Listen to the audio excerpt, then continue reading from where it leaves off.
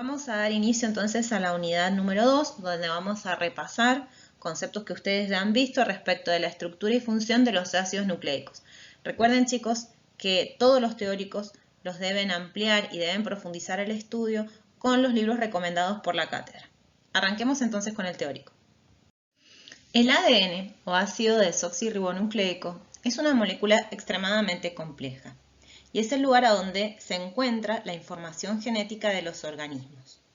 A través del ADN se transmiten las características de los individuos a la descendencia durante la reproducción. Y tanto células procariotas como eucariotas contienen ADN en sus células. ¿Por qué es importante conocer cómo es la estructura y cuál es la función del ADN en medicina?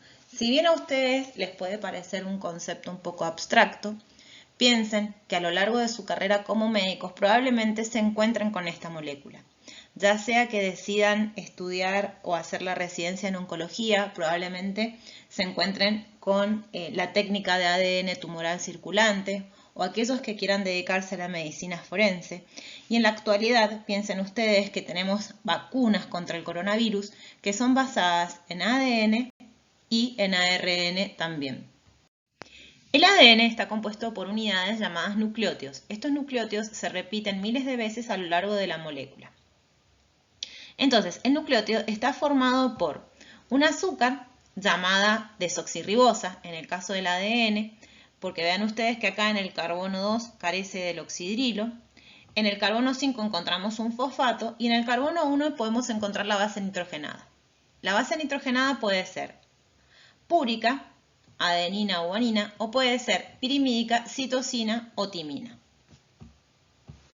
La molécula de ADN posee dos cadenas antiparalelas, una en dirección 5', 3' y la otra en dirección 3', 5'.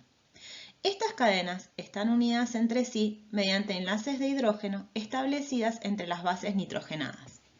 Adenina con timina mediante 2 enlaces de hidrógeno y citosina con guanina mediante 3 enlaces de hidrógeno. A esta unión que se establece entre adenina con timina y citosina con guanina mediante enlaces de hidrógeno se la llama complementariedad de bases. Y esta complementariedad de bases es la clave de la estructura del ADN. La estructura primaria del ADN es la secuencia de nucleótidos de una sola hebra o cadena. En este tipo de estructura se puede distinguir el esqueleto de fosfatos y pentosas y también se puede distinguir la secuencia de las bases nitrogenadas. La estructura secundaria del ADN fue la descrita por Watson y Crick y la llamaron el modelo de doble hélice de ADN. Las hebras están enrolladas en torno a un eje imaginario y las vueltas de la hélice se estabilizan mediante los enlaces de hidrógeno que hablamos recién. La estructura terciaria del ADN hace referencia a cómo se almacena el ADN en un volumen más reducido. En el caso de las células eucariotas, el empaquetamiento del ADN requiere de proteínas llamadas histonas. A esta unión de ADN más histonas se la llama cromatina y puede encontrarse en distintos niveles de organización: nucleosoma, collar de perlas, fibra cromatínica, bucles y cromosomas. Como acabamos de ver, las dos cadenas de ADN de la doble hélice están unidas entre sí mediante estos enlaces de hidrógeno entre las bases nitrogenadas.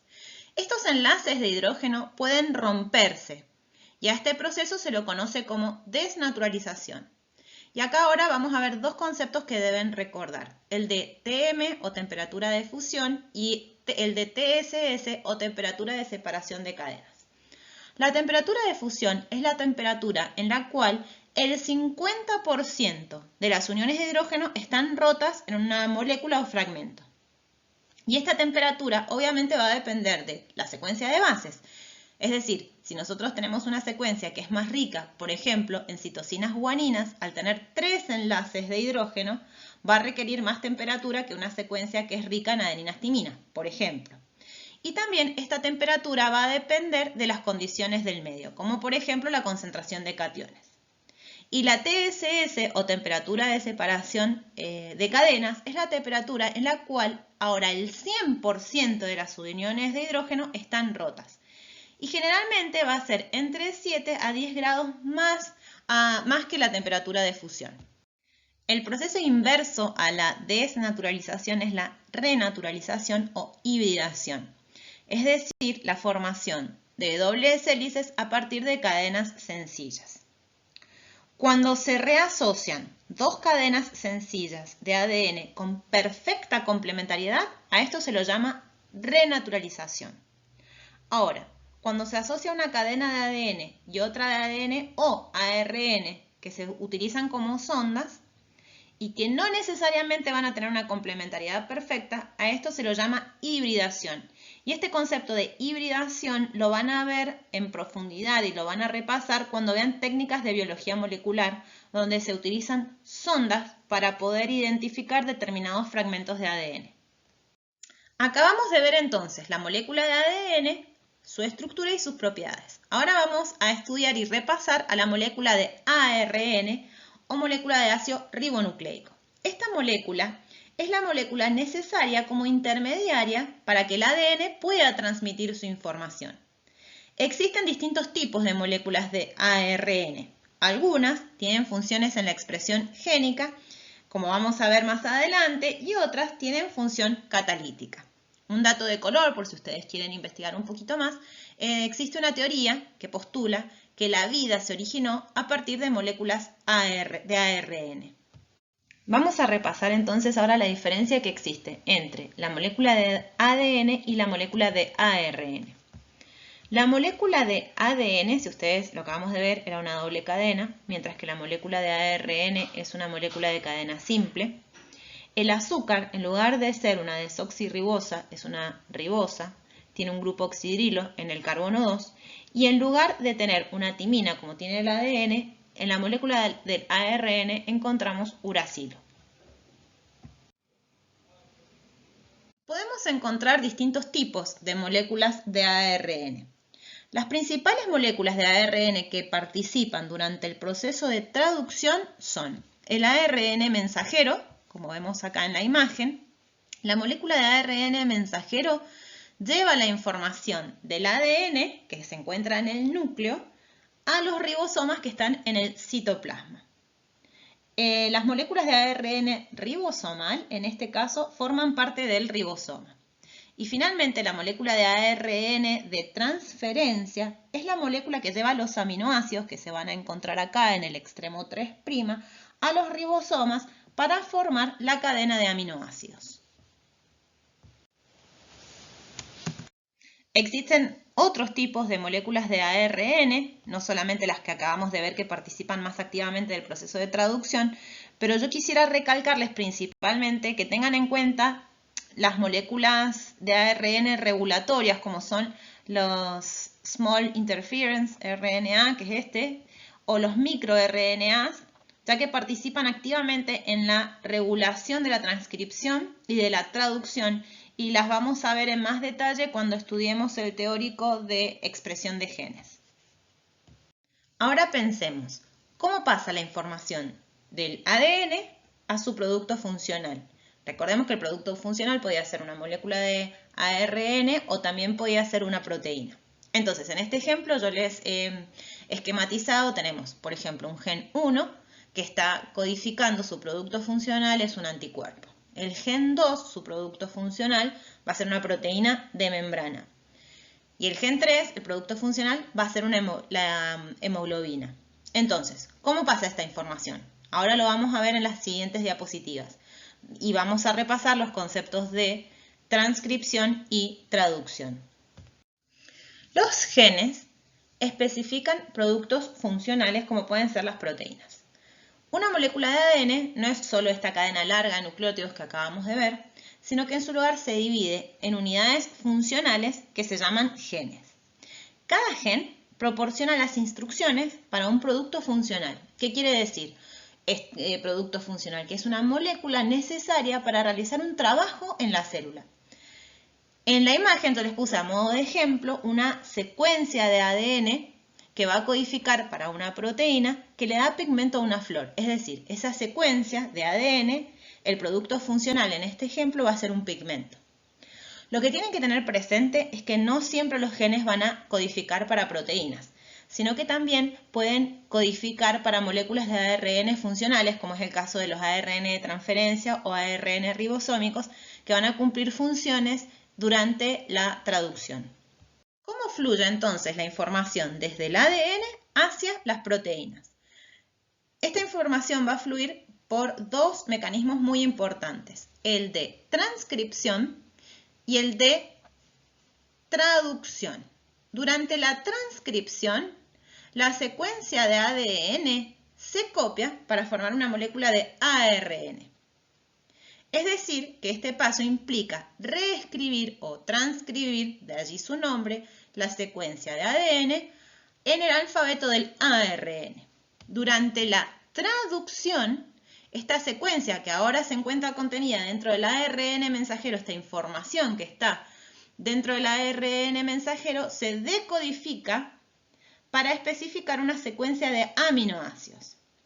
Entonces, esta secuencia de ARN mensajero debe traducirse al lenguaje de los aminoácidos, que es completamente diferente entonces al lenguaje que tenía la molécula de ADN.